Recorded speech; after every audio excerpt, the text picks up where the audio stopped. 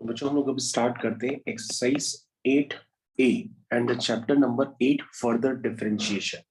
This is your chapter 8 further differentiation. Further differentiation में बच्चों आज हम लोग यूज करेंगे इंक्रीजिंग और डिक्रीजिंग फंक्शंस के क्वेश्चंस को। तो आज हम लोग सबसे पहले स्टार्ट करते हैं वो है एक्सरसाइज 8A जो डिपेंड होगी इंक्रीजिंग और डिक्रीजिंग फंक्शंस के लिए।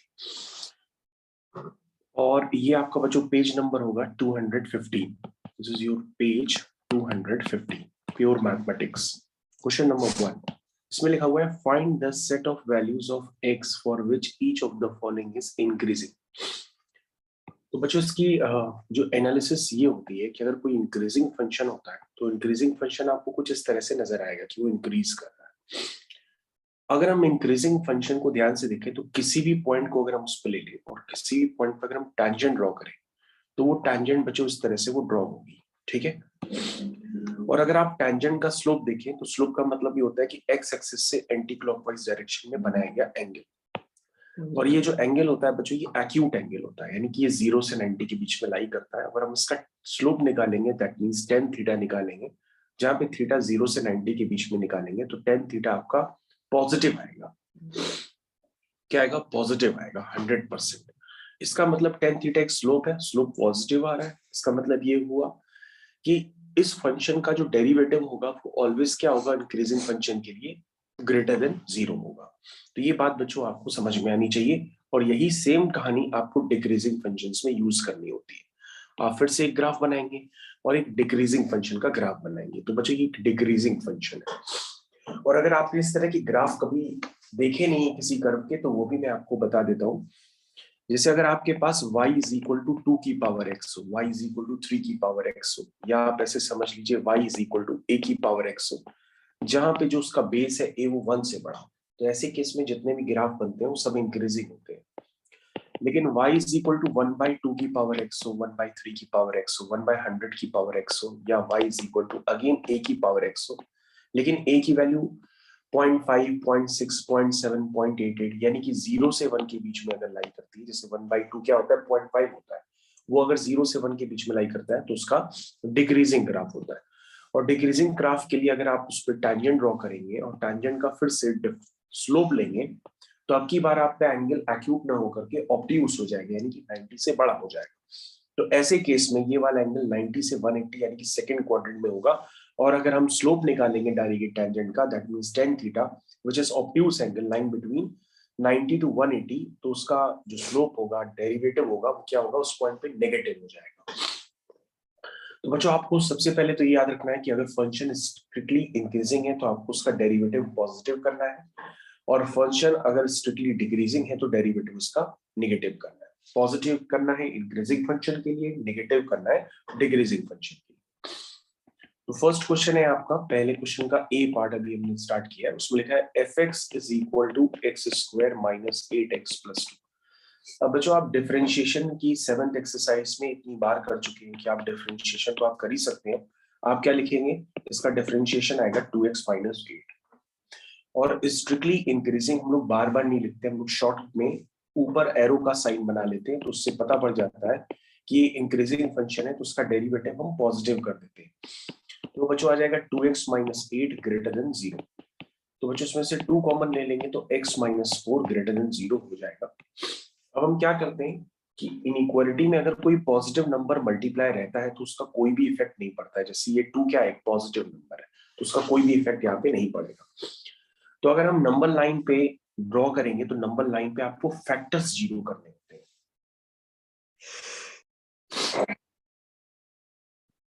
तो बच्चों यहाँ पर करना क्या होता है? यहाँ पे हम फैक्टर्स को 0 करते हैं। जैसे x माइनस 4 को 0 करेंगे तो x इक्वल टू 4 आएगा। 4 से बड़े x डालेंगे तो ये ऑलवेज पॉजिटिव होगा, और 4 से छोटे x डालेंगे तो ये ऑलवेज नेगेटिव होगा। ठीक है, x माइनस 4। बच्चों ये आप चेक भी कर सकते हो कि अगर x माइनस 4 में अगर x 4 से बड़ा होगा तो ये पॉजिटिव वैल्यू देगा, x 4 से छोटा होगा तो ये फैक्टर नेगेटिव वैल्यू देगा। तुम्हें क्या चाहिए? Positive value. तो जहां पे प्लस साइन है वो पॉजिटिव वैल्यू हो गई, और 0 तो आपको चाहिए नहीं।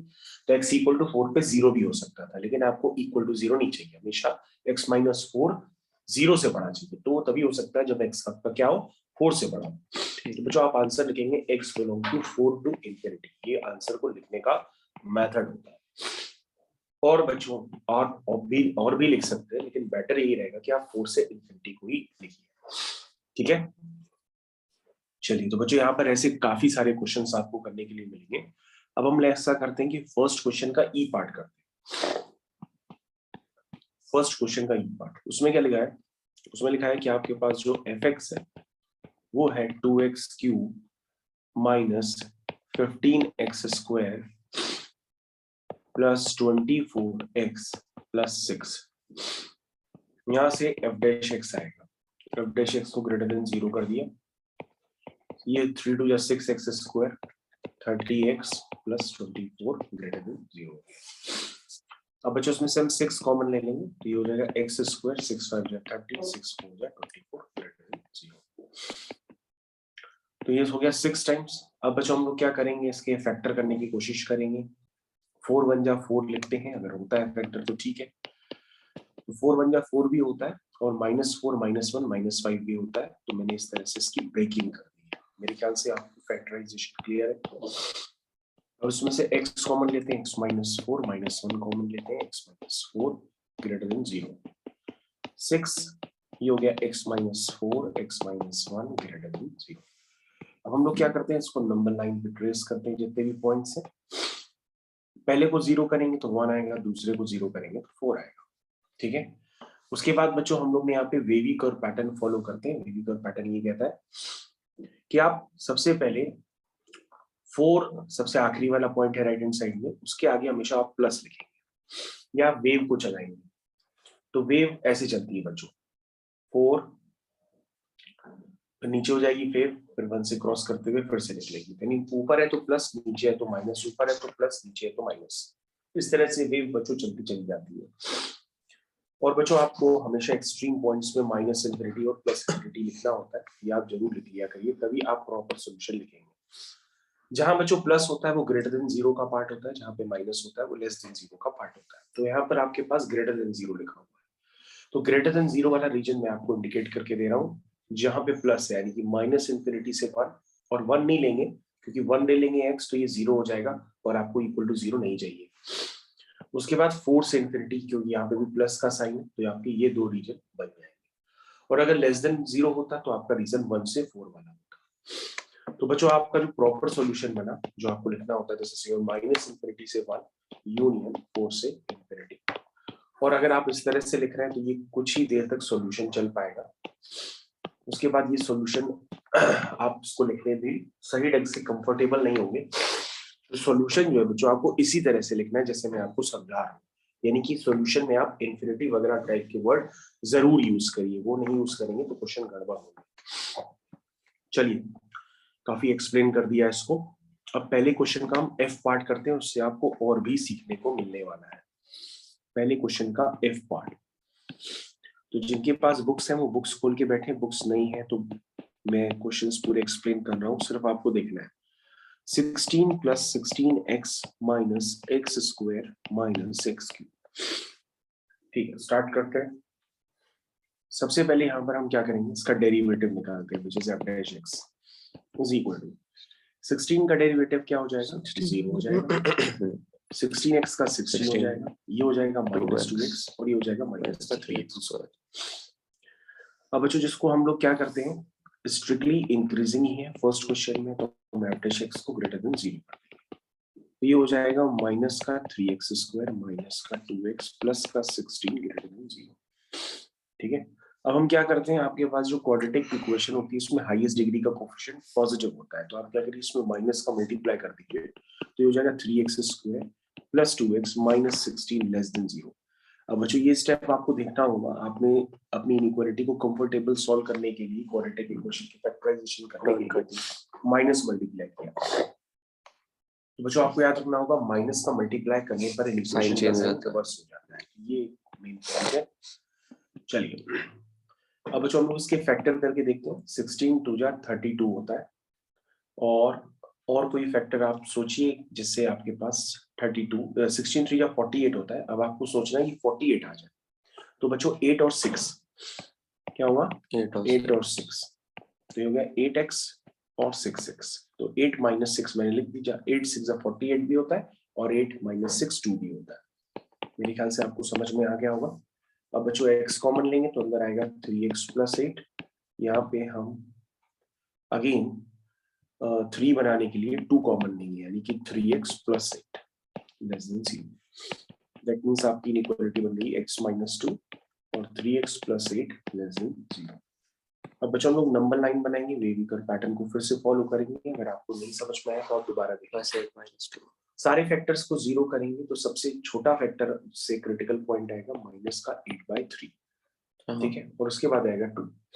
बच्चों राइट हैंड साइड में प्लस, फिर माइनस, फिर प्लस। अब आपका मन है आप वेव चला भी सकते हो, नहीं भी चला सकते हो। वेव चलानी है तो वेव इस तरह से चलती रहती है, ठीक है। नीचे का मतलब लेस देन 0, ऊपर का मतलब ग्रेटर देन 0। आपको क्या चाहिए? लेस देन 0, यानी आपका आंसर हो गया -8/3 से 2। तो जो आपका प्रॉपर आंसर हो गया -8/3 से 2। ये बच्चों आपका आंसर हो गया। तो -8/3 से 2 के बीच में जितने भी x होंगे उसको सेटिस्फाई करेंगे। और आप उसको लिखना चाहे तो ऐसे भी लिख सकते हैं -8/3 से 2, ठीक है। ये जब स्ट्रिक्टली इंक्रीजिंग है तब ये सम, हाँ जब स्ट्रिक्टली इंक्रीजिंग है तब हाँ, ये स्ट्रिक्टली इंक्रीजिंग के लिए ही कंडीशन आई है बच्चों। ये आपका जो इंटरवल है ये स्ट्रिक्टली इंक्रीजिंग के लिए ही है, यानी कि जब x यहाँ से यहाँ पे लाई करेगा तो फंक्शन आपका स्ट्रिक्टली क्या होगा? इंक्रीजिंग होगा, ठीक है। तो बच्चों ये पहले क्वेश्चन का मैंने F पार्ट आपको करा दिया ताकि आपको अब डर न लगे। मेरे ख्याल से पहले क्वेश्चन के बाकी बचे हुए पार्ट आप होमवर्क में कंप्लीट कर देंगे, ठीक है। तो आपको मैं लिख देता हूँ जो फर्स्ट क्वेश्चन के रिमेनिंग पार्ट है तो वो आपको यहाँ पे होमवर्क में ट्राई करने होंगे, ठीक है। इससे आपको पता पड़ जाएगा। चलिए अब हम लोग सेकंड क्वेश्चन यहाँ पे कंप्लीट करते हैं।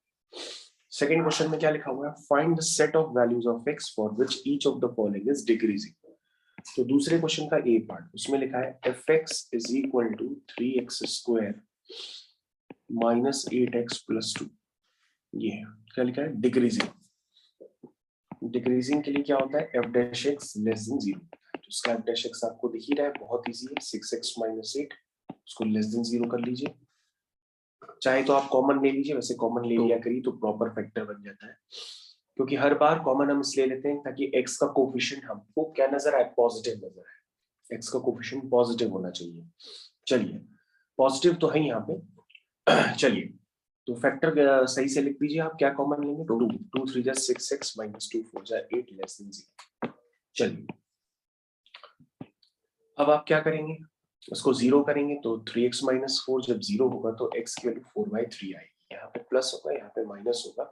यानी वेव अगर आप चलाना चाहें तो वेव कुछ इस पैटर्न से चलिए। यहाँ पे -∞, यहाँ पे +∞। क्या चाहिए बच्चों आपको? Less than 0। लेस देन 0 वाला पार्ट है -∞ से 4/3।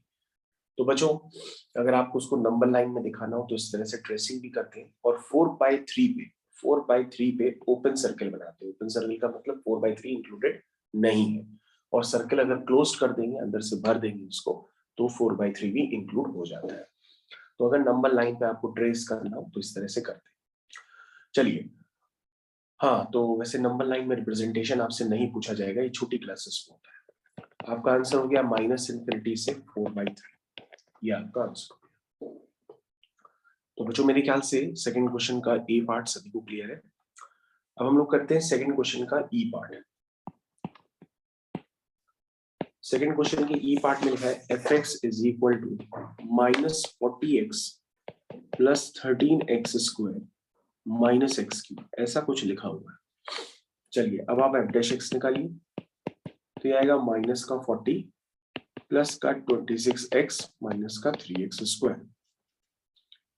तो बच्चों हमारे पास यहाँ पर क्या है कि हमें डिक्रीजिंग के लिए बार बार देखना है, तो गलती से भी f' आप ग्रेटर देन 0 नहीं करेंगे, हर जगह लेस देन 0 करेंगे, क्योंकि जो सेकंड क्वेश्चन है ये है डिक्रीजिंग के लिए।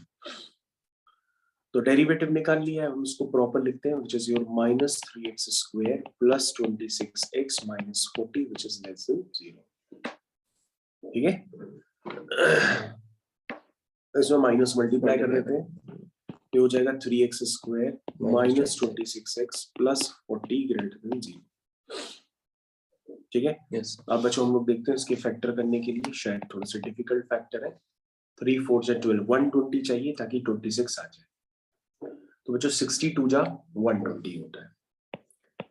62 जा क्या होता है 120 होता है, लेकिन 60 और 2 से 26 थोड़ा ना बनेगा। अब आपको सोचना है 26 कैसे बनेगा 120। तो बच्चों देखिए 30 और 4 30 और 4, 30 और 4, यस एग्जैक्टली 30 और 4 से हम चेक करके अभी देखते हैं। तो ये हो जाएगा माइनस का 30x प्लस का 4x। तो बच्चों 30 और 4 काम नहीं करेगा नहीं सर, क्योंकि माइनस 30 और 4 लेंगे, क्योंकि बच्चों आप ध्यान से देखिए फैक्टराइजेशन कैसे करते हैं। 40 और 3 को मल्टीप्लाई कर रहे हैं तो प्लस 120 आ रहा है। अब आप जो ले रहे हैं वो माइनस 30 और 4 ले रहे हैं, तो माइनस 30 और 4 से माइनस 120 आएगा, प्लस 120 नहीं आएगा। तो बच्चों 30 और 4 रिजेक्ट हो गए यहाँ पे करने पे। कोई दूसरा भी एक बार ट्राई करके देखते हैं 30 और 4 के अलावा, और अगर नहीं हो पाएंगे तो आपको धराचार्य फॉर्मूला भी लगाना पड़ सकता है।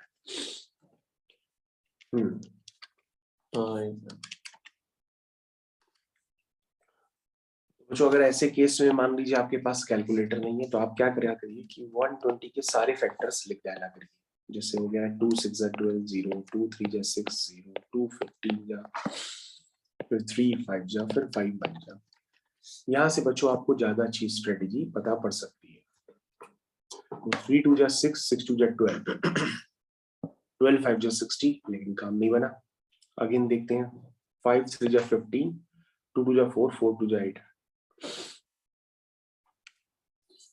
तो यहाँ पे बच्चों थोड़ा सा आप करके चेक करिए, अभी तो क्वेश्चन फंस रहा है। तो बच्चों आपने अब तक 100% सोच लिया होगा, और माइनस का 20 और माइनस का 6 अगर उसको आप मल्टीप्लाई करेंगे तो प्लस का 120 आएगा, और माइनस का 26 भी बन जाएगा। तो मेरे हिसाब से 3x square minus 20x minus 6x plus 40 greater than 0। इसमें से हम 3 कॉमन ले लेते हैं। नहीं 3 कॉमन नहीं हो सकता क्योंकि 3 के टेबल में 20 नहीं आता है, सिर्फ x कॉमन लीजिए तो जाएगा 3x माइनस 20 माइनस यहाँ पे 2 कॉमन लीजिए, ये हो गया 3x minus 20 greater than 0। x तो 3 हो minus गया x minus 2 3x minus 20 greater than 0। ठीक है। उसके बाद बच्चों हम लोग नंबर लाइन लगा देते हैं। नंबर लाइन में लिखेंगे x इक्वल टू 2 और x इक्वल टू 20/3। तो 20/3 जो होगा वो बड़ा मैग्नीट्यूड का होगा, क्योंकि 20/3 को आप कैलकुलेट करेंगे तो 6 पॉइंट समथिंग है, 2 तो उससे छोटा ही होगा, प्लस माइनस प्लस। तो जो रीजन तो आपको मेरे ख्याल से नजर आने लगा होगा।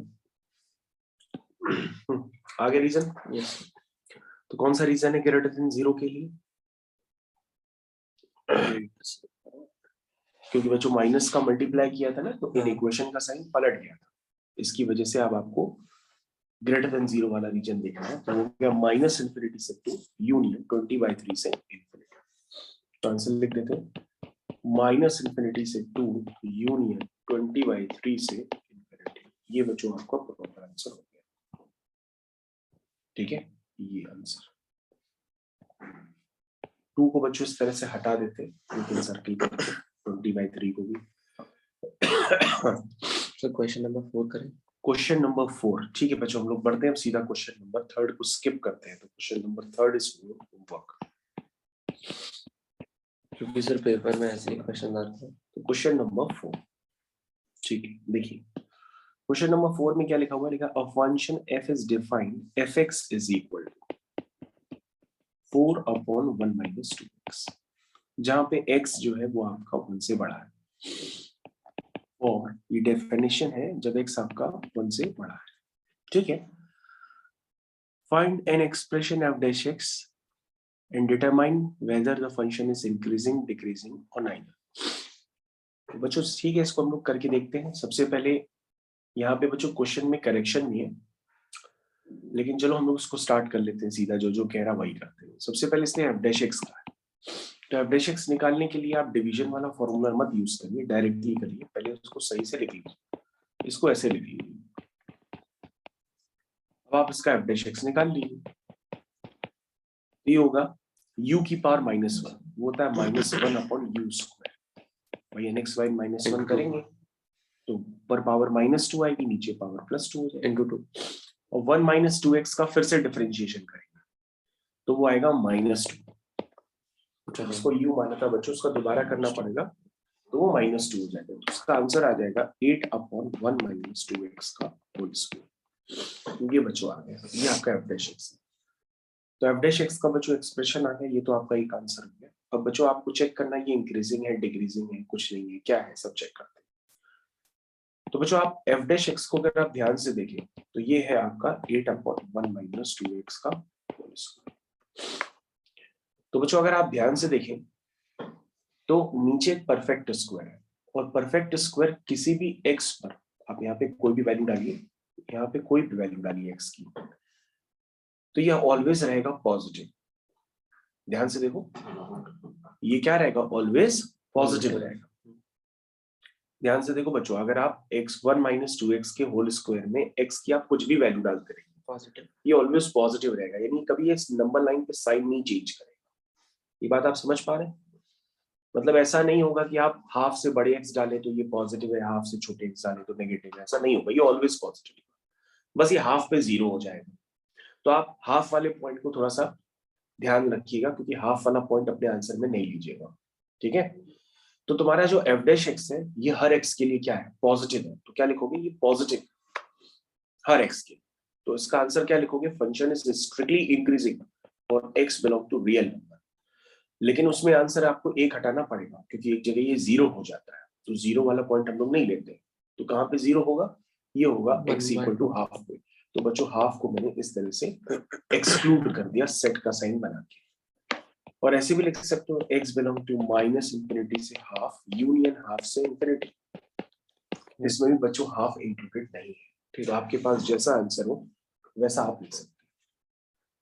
तो बच्चों ये तो ऑलवेज पॉजिटिव है तो ये ऑलवेज इंक्रीजिंग हो गया और क्वेश्चन यहाँ पे खत्म हो गया, ठीक है। डिक्रीजिंग का सवाल ही नहीं होता क्योंकि नेगेटिव है ही नहीं, ठीक है।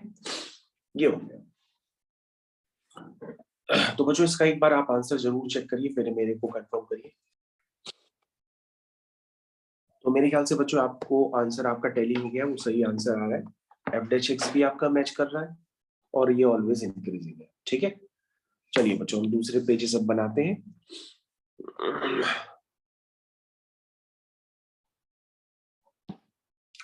ठीक है बच्चों हम लोग आगे कंटिन्यू करते हैं और है अब आपके पास क्वेश्चन नंबर 5 6 7 8 कौन सा, 5।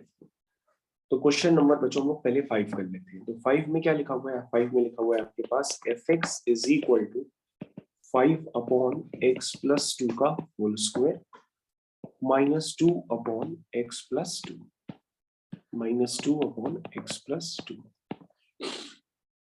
ठीक है। ये है question for x greater equal to 0, ठीक है।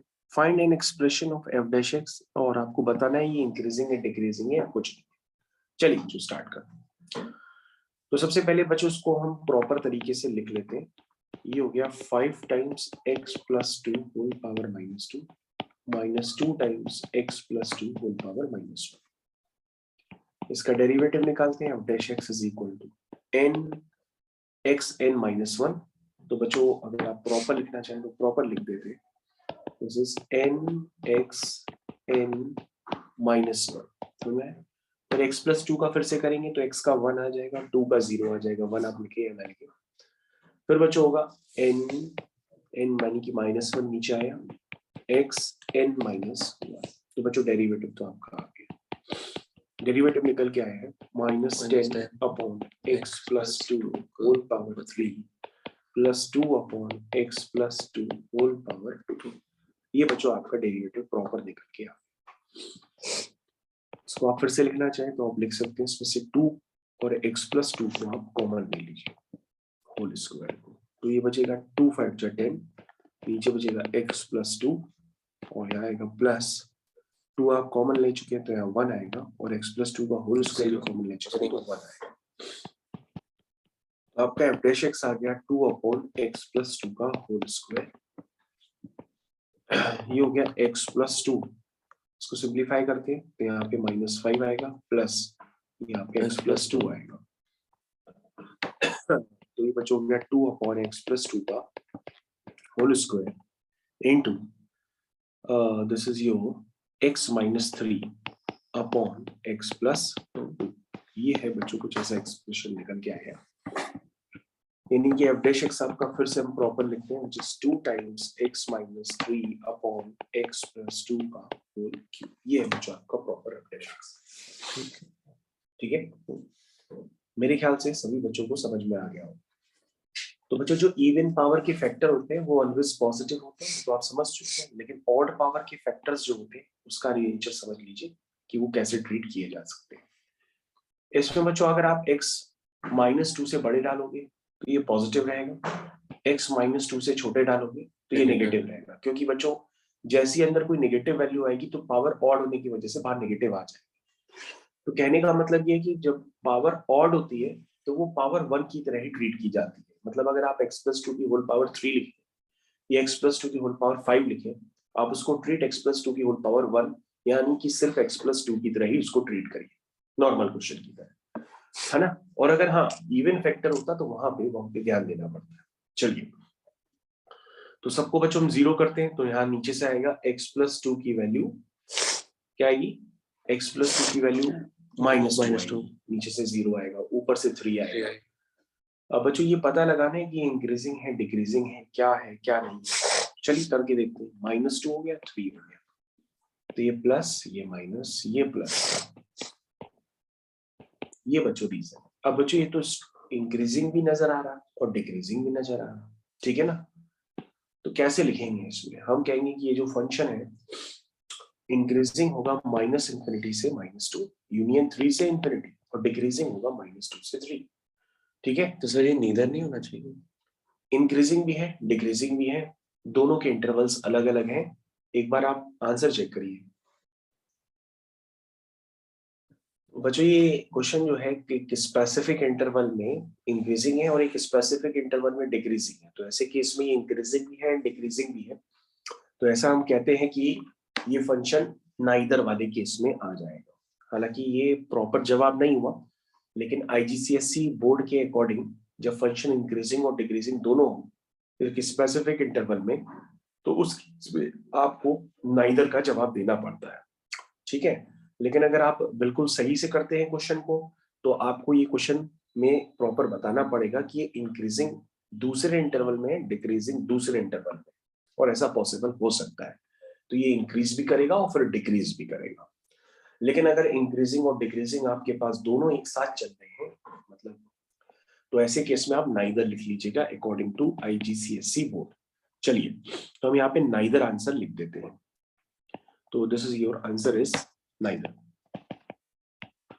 ठीक है बच्चों, इंक्रीजिंग और डिक्रीजिंग अगर दोनों होने लगे तो वो नाइदर फंक्शंस की कैटेगरी में आ जाएगा आपके पास, ये याद रखिएगा। चलिए, फिफ्थ के बाद सेवेंथ क्वेश्चन। सेवेंथ क्वेश्चन क्या लिखा है सेवेंथ क्वेश्चन में, पढ़ते हैं। सेवेंथ क्वेश्चन में लिखा है a function f is defined as fx is equal to, मैं लिख के बताता हूँ। फंक्शन आपका डिफाइन किया गया है fx is equal to 2x + 5 whole power 2 - 3। Find an expression for f' and explain f is increasing function। ठीक है, कह रहा है कि पहले f' का एक्सप्रेशन निकाल लीजिए और फिर एक्सप्लेन करिए कि ये इंक्रीजिंग फंक्शन क्यों है। ओके, यानी ये 100% इंक्रीजिंग है, आपको सिर्फ जवाब देना है कि क्यों है। सबसे पहले f' निकालते हैं, तो ये हो गया u² का 2u और 2x का डेरिवेटिव हो जाएगा 2 और 3 का डेरिवेटिव हो जाएगा 0। ये तो क्वेश्चन तुम खुद ही कर लो। तो बच्चों मैं आपको क्वेश्चन नंबर 7 बता तो रहा था, लेकिन क्वेश्चन नंबर 7 से पहले आप कुछ बातें और समझ लीजिए, जिससे मैंने आपसे क्वेश्चन नंबर 4 कराया था। तो क्वेश्चन नंबर 4 में आपके पास क्वेश्चन में ऑलरेडी गिवन था कि आपको जो x लेना है वो 1 या 1 से बड़ा लेना है। तो बच्चों आप इसमें जब आप x पुट अप करेंगे ना अपने एक्सप्रेशन में, यानी कि f', तो आप x 1 या 1 से बड़ा ही पुट करेंगे। तो बच्चों 1 या 1 से बड़ा पुट करने पे ये क्या होगा, क्या आएगा, पॉजिटिव आएगा ऑलवेज। वैसे तो बच्चों ये परफेक्ट स्क्वायर है, ये ऑलवेज पॉजिटिव है, लेकिन 1 से बड़ा x पुट करेंगे तो भी पॉजिटिव हो रहेगा। आप चेक कर लो, इसमें पुट करो 1 से बड़े x, सर तो ये ऑलवेज पॉजिटिव रहेगा, ठीक है। और परफेक्ट स्क्वायर है तो बच्चों परफेक्ट स्क्वायर तो हमेशा ही पॉजिटिव रहता है, तो आप चेक करो या ना करो। लेकिन बच्चों जब आपके पास x दिया जाएगा कि वो 1 से बड़ा है, 0 से बड़ा है, हाफ से बड़ा है, तो आप उसको क्रॉस चेक जरूर करिएगा। जैसे बच्चों इस वाले केस में लिखा है x 0 से बड़ा है, तो 0 बच्चों कहाँ आएगा, -2 के आगे तो आएगा कहीं 0, यानी 0 यहाँ पर आएगा। तो 0 अगर यहाँ पर आएगा तो फिर से वो कुछ इंक्रीजिंग हो गया और कुछ फिर से वो डिक्रीजिंग हो गया, यानी कि उसमें लेस देन 0 वाला पार्ट और ग्रेटर देन 0 वाला पार्ट दोनों आ रहा। तो ऐसे केस में बच्चों क्या हो जाएगा, वो नाइदर हो जाएगा। है आंसर वही, लेकिन आपको अगर x दिया हुआ है तो आपको उसको भी लेकर के चलना होता है। अब बच्चों जैसे 7th क्वेश्चन, तो 7th क्वेश्चन में आपके पास लिखा हुआ है कि जो x है वो क्या है, 0 से बड़ा है, ठीक है। f डैश x निकालना है और बताना है ये इंक्रीजिंग क्यों है। तो बच्चों f डैश x तो निकल आया, क्या है f डैश x, ये आया 4 टाइम्स 2x + 5, ये आया। कह रहा अगर x 0 से बड़ा हुआ तो ये ऑलवेज पॉजिटिव है क्या, चेक करो बच्चों। अगर आप इसमें x 0 डालोगे तो 5 आएगा, 5 इज पॉजिटिव, है ना। x 1 डालोगे मतलब इसका क्रिटिकल पॉइंट क्या है, वैसे देख लो, इसका क्रिटिकल पॉइंट है -5/2। अब -5/2 से अगर बड़े x जो भी पढ़ेंगे तो ये इंक्रीजिंग होगा, और आप कहां से डाल रहे हो, 0 से डाल रहे हो, तो 0 क्या है, -5/2 से तो बड़ा ही है, तो ये ऑलवेज क्या होगा, ये ऑलवेज पॉजिटिव होगा जब x 0 से बड़े पढ़ेंगे या 0 पड़ेगा या -5/2 से बड़े x पढ़ेंगे, तो ये क्या होगा, ऑलवेज पॉजिटिव हो जाएगा। अगर x कहां से पढ़े, 0 से बड़े पढ़े, तो उसका मतलब इस इंटरवल में, किस इंटरवल में, इस वाले इंटरवल में जिसमें ये आपसे पूछ रहा, उस इंटरवल में क्या है, ये इंक्रीजिंग हो जाएगा। क्या हो जाएगा, इंक्रीजिंग हो जाएगा। ये बात आपको समझ में आनी चाहिए, क्योंकि उसने x के इंटरवल आपको जज करने के लिए देख रखे हैं, उसी x के इंटरवल को आपको यूज करना है और जस्टिफाई करना है कि इंक्रीजिंग है उस इंटरवल में कि डिक्रीजिंग। तो बच्चों इस बात को हम समझाने के लिए एक दो क्वेश्चन अभी आपको और लेते हैं। कौन से लेंगे, क्वेश्चन नंबर 8। चलिए, तो क्वेश्चन नंबर 8 में लिखा है कि fx जो है वो आपका है 2/x⁴ माइनस एक्स स्क्वायर। बच्चों यहाँ पे फिर से इसने स्पेसिफाइड कर दिया कि x आपका 0 से बड़ा है और आपको शो करना है कि अगर x 0 से बड़ा हुआ तो आपका फंक्शन डिक्रीजिंग। सबसे पहले बच्चों आप इसको प्रॉपर अभी लिख लो, वरना आपको डिफरेंशिएशन में प्रॉब्लम आ सकती है। इस तरह से लिख लो, अब आप डिफरेंशिएट करो तो ये आ जाएगा n(x n-1) यानी कि -4 -1 -5, और ये हो गया बच्चों 2x। समझ में आ गया, यानी बच्चों आपका जो f डैश x है वो आ गया -8/x⁵ -2x। के बात समझ में आई सबको? इसको सिंप्लीफाई करेंगे तो -2 कॉमन ले लेते हैं, तो अंदर बचेगा 4/x⁵ प्लस x, ऐसा कुछ बचेगा। चेक कर लो आप लोग, सभी लोग चेक कर लें इसको। अब क्या है बच्चों, x आपके पास गिवन है कि 0 से बड़ा इसमें पुट कर लो, तो बच्चों 0 से बड़ा है x क्या पुट करोगे, 1। 0 से बड़ा में आप 0.1 भी पुट कर सकते हो, 1 भी पुट कर सकते हो, 2 भी पुट कर सकते हो, कोई भी। तो बच्चों आप अगर आप x 0 से बड़ा पुट करोगे, 0 नहीं, क्योंकि 0 पे तो ये अनडिफाइंड हो जाएगा, कोई भी वैल्यू पुट करेंगे माइनस है तो वो ऑलवेज नेगेटिव में ही जाएगी। बाहर माइनस होने की वजह से बच्चों क्या होगा, ये एक्सप्रेशन तो पॉजिटिव है, लेकिन पॉजिटिव इनटू नेगेटिव क्या हो जाएगा, नेगेटिव हो जाएगा, इसलिए क्या हो जाएगा आपका डिक्रीजिंग फंक्शन हो जाएगा। कैसा हो जाएगा, लेस देन 0 का मतलब डिक्रीजिंग फंक्शन। ये है बच्चों, ठीक है। नेक्स्ट क्वेश्चन 9, क्वेश्चन नंबर 9, ठीक है बच्चों। क्वेश्चन नंबर 9 को भी ट्राई करते हैं, और बच्चों बीच में जो क्वेश्चंस छूटे हैं वो आपको करने हैं। Manufacturing company produces x articles per day, the profit function px can be modelled by the function, एक second just wait, px is equal to 2x³ minus 81x² plus 840x। A manufacturing company produces x articles per day, profit आपका दिया हुआ है, इस तरह से आप show करते हैं। Find the range of values of x for the profit is increasing. तो बच्चों यहाँ फंक्शन को बस f से ना डिनोट करके p से डिनोट किया गया, और बताना है कि px कब इंक्रीजिंग है कब डिक्रीजिंग है। ये आपसे पूछ रहा है डिक्रीजिंग के लिए, इसका प्रॉफिट कौन से इंटरवल के लिए कम हो रहा है। तो बच्चों ये तो कुछ है ही नहीं, ये हो जाएगा 8x², ये हो जाएगा 6x² माइनस 2 1 जा 2, 2 8 जा 16, x प्लस 8 40, ये आ गया बच्चों। अब बच्चों इस पे जरा कुछ कॉमन वगैरह लेकर के आपको कैलकुलेशन सही करना पड़ेगा। जैसे ये हो गया 2 3 जा 6 x स्क्वायर, 2 8 जा 16, 2 1 जा 2, है ना, प्लस 2 4 जा 8, 2 2 जा 4 0, ये आ गया। सर 3 से भी कर सकते हैं। तो बच्चों इसमें 3 भी कॉमन है, बिल्कुल सही बात है। 3 भी इसमें से आप बच्चों कॉमन ले लीजिए, यानी बाहर 6 हो जाएगा। तो x स्क्वायर माइनस 9 3 2 जा 6 और 3 7 जा 21, ठीक है, 27 प्लस 3 1 जा 3, 3 4 जा 12 और 0 140। अब 140 के ऐसे फैक्टर करने हैं बच्चों कि क्या आ जाए, -27 -27 आ जाए। इसको जरा करिए, तो आपका p डैश x आ जाएगा 6 टाइम्स। तो बच्चों 140 के फैक्टर अब आपको सोचने पड़ेंगे। 20 into 7, यस है ना बच्चों, पहले की तरह है बिल्कुल, जैसे 20 into 6 किया था वैसे यहाँ पे 20 into 7। तो ये हो गया x स्क्वायर माइनस का 20x माइनस का 7x प्लस का 140, ये हो गया। तो p डैश x आपका हो गया 6 टाइम्स, ठीक है। तो बच्चों यहाँ पे x कॉमन लेंगे तो x माइनस 20 आ जाएगा, -7 कॉमन लेंगे अगेन x माइनस 20 आ जाएगा, ब्रैकेट क्लोज। आपका बन गया 6 times x minus 20 x minus 7। अब आप नंबर लाइन को ट्रेस करेंगे, ये नंबर लाइन आपकी ट्रेस हो गई है। एक जगह से 7 आएगा, एक जगह से 20 आ जाएगा, यहाँ हो जाएगा प्लस माइनस प्लस। इस तरह से आप जंपिंग स्टार्ट करेंगे और देखेंगे आपका इंटरवल है कहाँ से कहाँ तक। तो बच्चों यहाँ पे कोई x तो दिया नहीं है स्पेसिफिक, तो आप सारे x के लिए देख सकते हैं। यहाँ बच्चों रेस्ट्रिक्शन कुछ भी नहीं है।